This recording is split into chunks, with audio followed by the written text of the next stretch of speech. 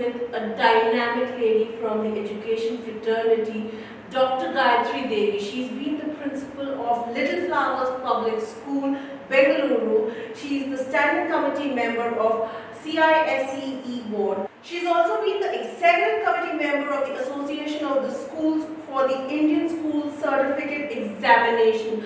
Join our hands to welcome Dr. Gayatri Devi at our studio. Welcome, ma'am. Thank you so much. Thank you.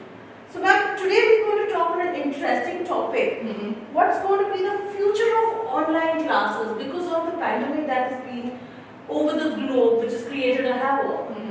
So, the schools have suddenly shifted to the digital platform. True. So, what's the future looking like? The future or the need of the hour, as we may look at it, is definitely online classes. The pandemic coming out of the blue and taking away all our natural rights. We are all under lockdown, and so are the poor kids who actually need to be on the playground in the open air enjoying their day. But unfortunately, they are between the four walls of the house. And as schools, as educationists, as responsible educationists, to keep the children occupied, to enable them to gain knowledge while they are under the lockdown period, to enable them empower themselves with knowledge, to enrich their knowledge, the need of the hour definitely is online classes, and that's how we have them right now. It could be on various platforms, but yes, schools are into online classes today. So, ma'am, these days what we found is the parenting has kind of become very digital. Parents need to cope with the digital classes that are being going on in the schools. Parents also have to handle the kids at home while the online classes are going on, and also provide a separate device for the child, because since both the parents are working from home these days, so there are two devices. So how are parents coping with all these issues along with the school? Like you rightly mentioned, challenges are there. The objective of the school, the aim of the school is to ensure that children are meaningfully occupied during lockdown. We do not know when the schools would reopen. It could be June, it could be July, or it could be a couple of months down the line. But children need to be occupied. So when the school is providing online classes, obviously you need gadgets, you need devices to ensure that you log into the online classes. We do understand that there are practical issues where parents are busy with their own work schedules and they have the laptops and there's no spare laptop at home for the child to use. And also sometimes when you can log in through your smartphone as well, probably viewing in that small screen would be a bit difficult. So the other way of looking at it is, yes, there is no option. You need these devices. Without these devices, children will not be able to log into the online classes. Internet is another integral part. So parents also need to ensure that there is Wi-Fi connection or any form of internet connection at home to enable children logging to the required meet.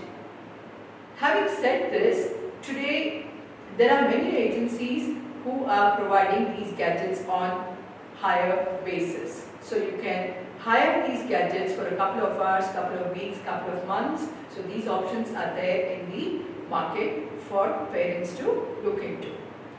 Apart from that, probably what schools could do is record the meet and upload it in their website or whatever portal that the school is having, and probably when the parents are free and when they think that they can sit in front of the laptop and assist the child, they could log on to the website and view whatever the proceeds of the day were. So this is another option that parents can do. Absolutely.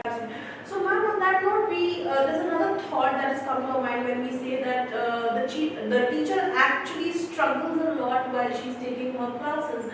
And in the similar case, when the child now is at a remote location and there are virtual classes that's being conducted, how difficult and how easy it is for a teacher to grab that particular child's attention, because every class has got that one naughty child, who doesn't concentrate, or the teacher has to constantly tell them, listen here, pay attention, why don't you sit upright.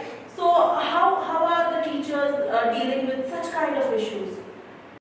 Uh, it is a huge challenge for the teachers, and to be a teacher, one needs to complete her graduation and she needs to do a couple of years of training. It could be Bachelor of Education or Masters or a Diploma in Education. So there are various other degrees that a teacher can take before enhancing herself to be a teacher. But let me tell you, none of these degrees have taught us how to handle classes online. This is something new. This is something that has come in just now. So it's a huge challenge for the teachers, and hats off to each and every teacher for putting in his or her best in ensuring that the online classes are interesting. I repeat, interesting and not boring. A simple logic for all of us to understand is a child is glued in front of the television for XYZ hours. Glued. Why are they glued? It's because they find something interesting on the screen. So, the teacher also needs to not only work on imparting the particular knowledge in the subject to the children, but also ensure to make it interesting. So, a huge challenge for the teachers, but this is the way ahead, and we are finding various ways and means to not only educate our children, but at the same time entertain them and keep them informed, meaningfully, interestingly. So now, as you just said that the teacher needs to make the class a little more interesting, where the kid is really interested to go that extra mile even when he or she is not physically present in front of the teacher. So what do you think, what is the duration of the class that should be ideally, or how can a teacher make it really, really interesting? Okay. For the higher sections, yes, of course, the duration could vary anywhere between 45 minutes to 1 hour. But for the lower classes, even if the duration is for 45 minutes, the suggestion would be that let the children not be glued to the screen for all the 45 minutes, but give them simple activities where they get up from the chair, go around their drawing room or their bedroom and pick up things that are relevant to the day's topic, presented in front of the screen, give them opportunities to converse with the teacher, have a lot of conversation, have a lot of creative work also, which would definitely make the child look forward to these online classes. Absolutely. Right now, talking everything right from the parent's perspective, from the student perspective, basically how the child feels when he is, attending an online class. But looking at from a teacher's perspective, because all these while our teachers haven't been really, really tech friendly. They have been always used to the blackboard and the chalks. Still, old school methods work in our schools. So, because of the pandemic, what has happened is the teachers and the school overnight have all digitalized. So, how difficult are the teachers finding, or how easy it has been for a teacher to cope with such kind of situation? The challenges are huge for a teacher. We will have to understand that we have teachers across all generations.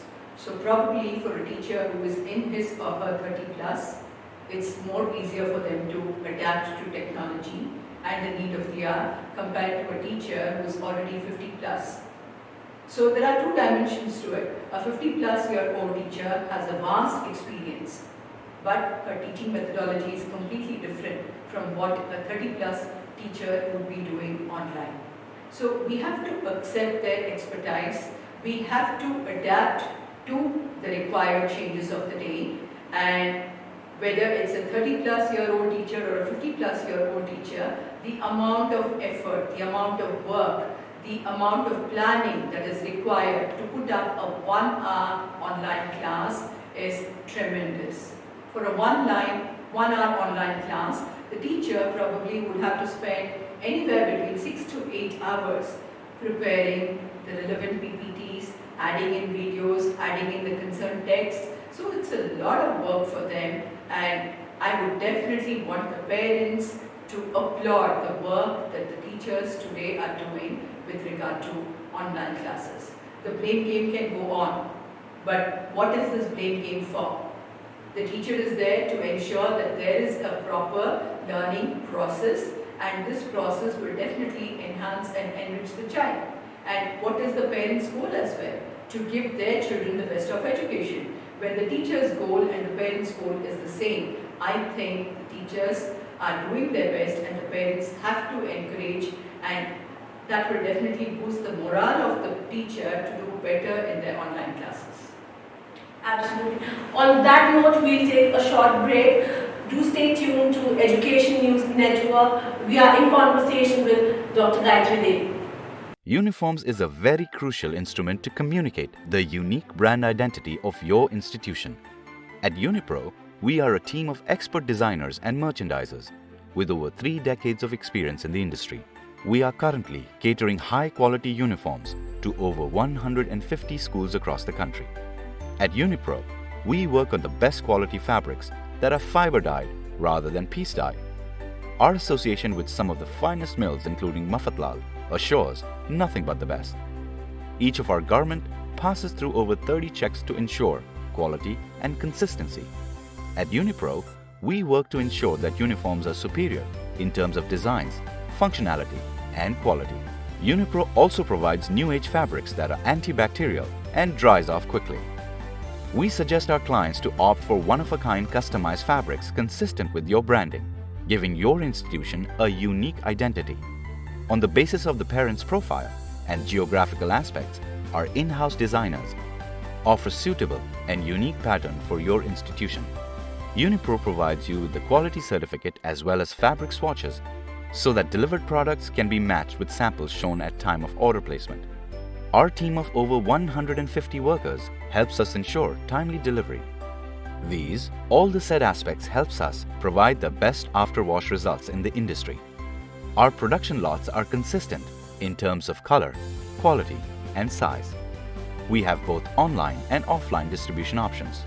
With our online portal and size guide system, parents can easily order uniforms from the comfort of their homes and receive directly at home.